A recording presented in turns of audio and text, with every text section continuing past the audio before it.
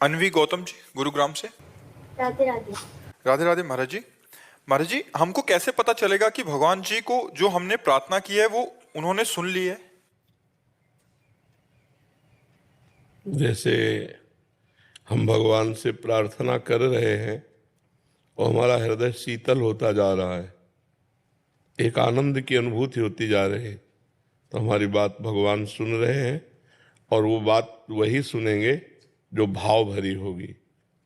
अन्य आश्रय शून्य, आर्त भाव और फिर पुकार हुई तो भगवान हमारी बात सुनेंगे। और जब सुनेंगे तो तत्क्षण उसका उत्तर मिल जाएगा, आपको हृदय में आ जाएगा, हमारा काम हो गया। काम बाद में होगा, अंदर पहले आ जाएगा, हमारी बात भगवान ने सुन ली। और वो तब जब भाव भरी हो, आर्त पुकार हो। भाव बिन सुनी पुकारे मैं कभी सुनता नहीं, भाव पूरित टेर ही करती मुझे लाचार है। भगवान कहते हैं अगर भाव से रहित पुकार है तो मैं सुनता ही नहीं। और भाव से जब हम पुकार रहे हैं तो हमारे भाव में ही उत्तर आ जाता है कि भगवान ने मेरी बात सुनी। हमने सेकंड में देखा अपनी बात को पूरी होते हुए, सेकंड, अगला सेकंड वो कार्य पूरा, मतलब पर उसके लिए समय होता है, वैसी परिस्थिति होती है कि अब भगवान के सिवा कोई बचा ही नहीं सकता, केवल भगवान। अब वो सीधे भगवान के पास बात जाएगी और बात एकदम से सेकंड में। एक आदमी नशे में आ रहा है, मोटरसाइकिल को खूब रफ्तार में चलाते हुए, और मस्ती से जा रहे हैं दर्शन करने ठाकुर जी के, और वो इतने नशे में कि हमारे दोनों पैरों के बीच में पहिया ऐसे राधा, वो बंद हो गई मोटरसाइकिल, वहीं ठप हो। अगर वो बंद ना होती तो ऊपर चढ़ जाती। तो उनका भैया ये क्या है? तो उसने कहा पहले बताओ बंद कैसे हुई? तो कहा हमने नहीं, हमें कोई इसका ज्ञान थोड़ी कि कैसे बंद हुई, हमने थोड़ी बंद किया है, ये तो आप बताओ बंद कैसे? बोले हमने भी बंद नहीं किया। तो हमें तुरंत उत्तर मिला कि अगर भगवान मेरे रक्षा ना करते तो मोटरसाइकिल ऊपर चढ़ जाती। ऐसे आ रहे हैं गिरिराज जी से परिक्रमा दे करके, सब लोग बैठे हुए हैं कार में, और कार चढ़ जाती डिवाइडर, हाँ उस पे, और ड्राइवर सो गया हमारी कार का। गाड़ी ऐसे राधे श्याम, ठप, गाड़ी बंद, और आराम से, ना पीछे कोई गाड़ी ना कोई डिस्टर्ब। वो ड्राइवर एकदम उठा और कहा जिंदगी में पहली बार मैं सो गया, मुझे क्षमा करो। नहीं नहीं, आप स्वस्थ होइए और पुनः गाड़ी चलाइए। कभी भी कहीं भी संकट विपत्ति पर जब केवल भगवान का भरोसा और केवल भगवान की पुकार, तो उत्तर क्या, एक सेकंड में उसका परिणाम देखने को मिलता है। भगवान कर तुम अन्यथा कर तुम सर्व समर्थ, तो उनके लिए समय थोड़ी लगता है।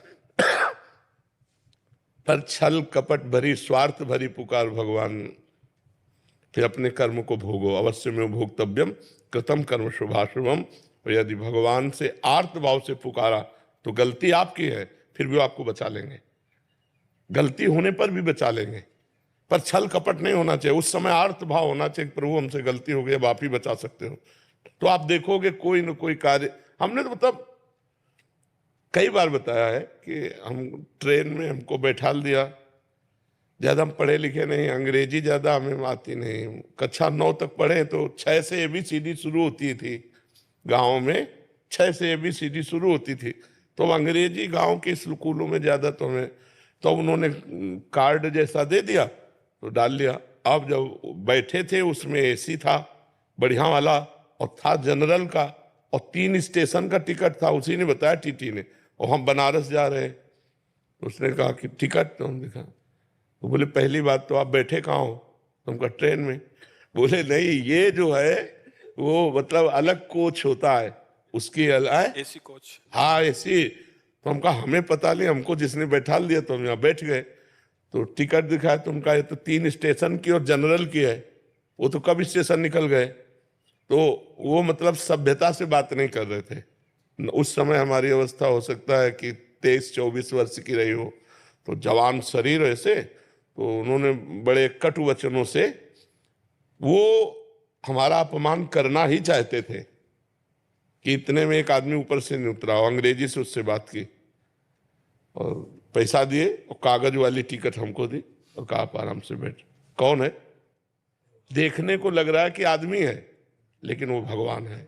वो उठा और तत्काल मेरे अपमान को रोक करके और उनको अंग्रेजी से बात की, चुप किया, पैसा दिया, काट दिया।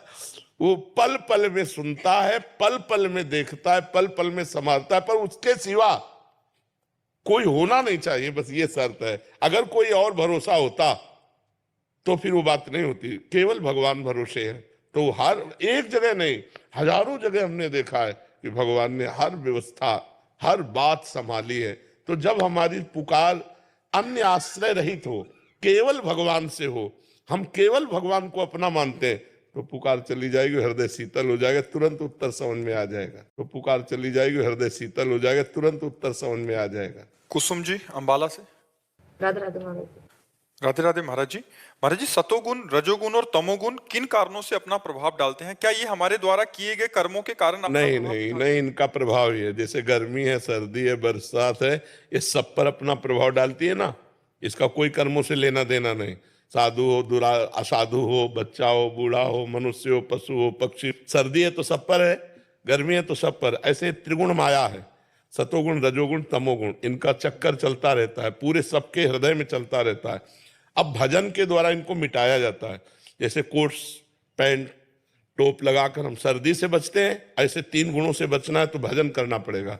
नाम जप के द्वारा हम तमोगुण को नष्ट करते हैं, रजोगुण को नष्ट करते हैं, सतोगुण को भोजन सात्विक, तभी कहते हैं मुर्गा मछली मत खाओ, शराब मत पियो, पराई माता बहनों की तरफ गंदी दृष्टि मत रखो। इससे तुम्हारा रजोगुण तमोगुण कम हो जाएगा। सात्विक भोजन पाओ, सतोगुण बढ़ेगा, अच्छे विचार, पवित्र क्रियाएं। धीरे धीरे भगवान में इतना तन्मय हो जाओ कि कर्ता भाव भी चला जाए, तो सतोगुण, रजोगुण, तीनों गुणों से आप मुक्त हो गए, माया मुक्त हो गए। और माया मुक्त हो गए तो भगवान प्राप्त हो गए। इनका प्रभाव सब पे रहता है, साधु असाधु, घर गृहस्थी, लड़का बच्चा बिटिया, सबके ऊपर रहता है। 3 गुणों का चक्र ऐसे चलता है जैसे प्रकृति के द्वारा जो सर्दी गर्मी बरसात दी जाती है सबको प्राप्त होती है, ऐसे सतोगुण, रजोगुण, तमोगुण सबको प्राप्त होता है। अब जैसे जो आहार राक्षसी करता है तो उसमें तमोगुण की स्थिति रहेगी, सतोगुण जरा सा आया चला गया। जो राजसिक करता है तो उसमें रजोभाव, काम आदि इच्छाएं नाना प्रकार की, और तम की भी वृत्ति रहेगी, पर रहेगा रजोगुण। अब जैसे सतोगुण है तो काम क्रोध आदि ऐसे आए और गए, उसके टिकेंगे नहीं, क्योंकि सतोगुणी व्यक्ति है, उसमें क्षण मात्र के लिए आए चढ़े गए। लेकिन तमोगुणी व्यक्ति में वही स्थिति बनी रहेगी, दया आदि क्षण मात्र के लिए आए बस चले गए। तो हमको क्या करना, रजोगुण और तमोगुण दोनों को त्यागना है। पहले सात्विक भोजन, सात्विक जल, सात्विक वातावरण, सात्विक ग्रंथ, सात्विक दृश्य, सब सतोगुणी हो तो हमारे अंदर सतोगुण बढ़ेगा, रजोगुण तमोगुण को दबा देगा। और फिर जब भजन बनेगा तो गुणातीत हम हो जाएंगे, सतोगुण का भी त्याग कर देंगे, तब माया मुक्त जीव होता है। इसका प्रभाव सब पर पड़ता है। भजन के द्वारा ही से रोका जा सकता है, दूसरा कोई उपाय नहीं। जैसे सर्दी पड़ रही तो हम अच्छे कपड़े पहन लिए, कंबल ओढ़ लिए, अग्नि के पास बैठ गए तो सर्दी से बच गए। ऐसे ही सतोगुण, रजोगुण, तमोगुण मायाकृत प्रभाव से बचना है तो राम राम, कृष्ण कृष्ण, हरि हरि आपको जपना होगा। नाम जपने से ही आपका ये त्रिगुण आत्मा जो माया का प्रभाव है उससे बचाव हो सकता है, दूसरा कोई नहीं हो सकता। कार्तिक कपूर जी दिल्ली से। श्री हरिवंश महाराज जी। श्री हरिवंश महाराज जी, आपके चरणों में कोटि कोटि प्रणाम। महाराज जी, जैसे एक साधक प्रभु से मिलने के लिए उनके विरह में तड़पता है, मगर बहुत मुश्किल कोई ऐसा होगा, बहुत मुश्किल कोई ऐसा होगा जो भगवान से मिलने के लिए तड़पता हो।